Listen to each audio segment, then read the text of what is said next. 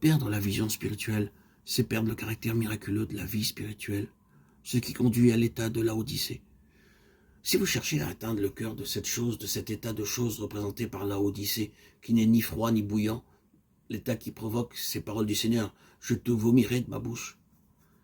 Si vous cherchez à arriver au cœur même et dire « Pourquoi est-ce que cela arrive-t-il? Qu'est-ce qu'il y a derrière cela ?» Alors une chose seulement l'explique. C'est simplement que la vie spirituelle a perdu son caractère miraculeux. Elle a chuté jusqu'à un niveau terrestre. C'est une vie religieuse, mais qui est sortie de sa position céleste. Nous avons ensuite l'allusion correspondant au vainqueur à Laodicée. Celui qui vaincra, je le ferai asseoir avec moi sur mon trône. Exprimant la pensée du Seigneur en opposition à cette condition. Vous avez subi une grande chute jusqu'à la terre, vous avez perdu votre caractère céleste. Cependant, au milieu de ces conditions, il n'existe encore pour les vainqueurs une place en haut. Perdre la vision spirituelle, c'est perdre le caractère miraculeux de la vie spirituelle.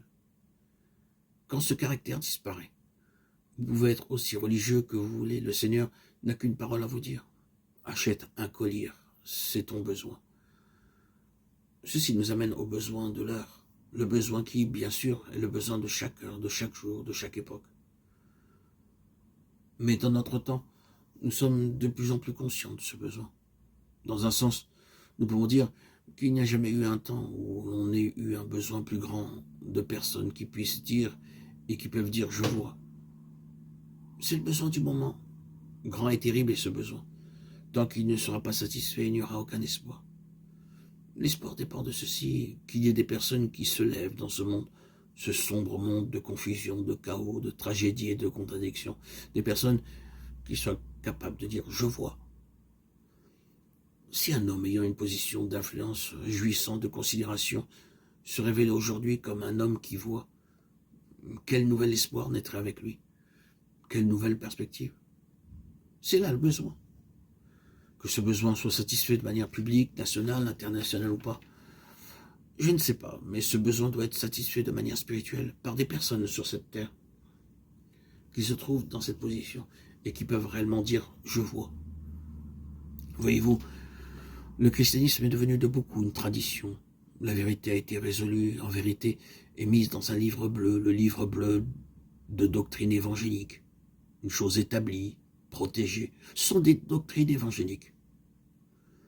Elles établissent les limites du christianisme évangélique dans la prédication et l'enseignement. Elles sont présentées dans des formes variées et nombreuses.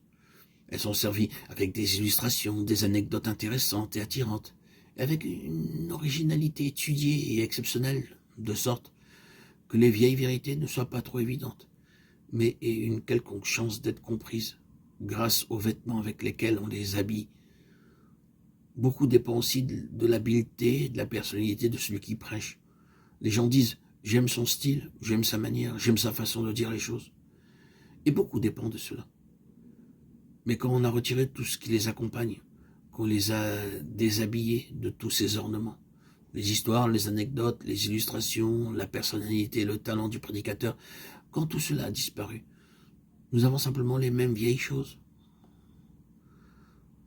Certains d'entre nous avançons et surpassons le dernier prédicateur dans la façon de les présenter, afin que ces choses gagnent quelques acceptions, quelques impressions. Je ne pense pas que ce soit une critique peu aimable, car c'est ce qui se passe, et que personne ne pense que je demande un changement ou un rejet des anciennes vérités. Mais ce à quoi je veux en venir est ceci. Ce ne sont pas de nouvelles vérités, ce n'est pas le changement de la vérité, mais c'est qu'il y ait des hommes qui, en présentant la vérité, puissent être reconnus par ceux qui écoutent, comme des hommes qui ont vu. Et cela fait toute la différence.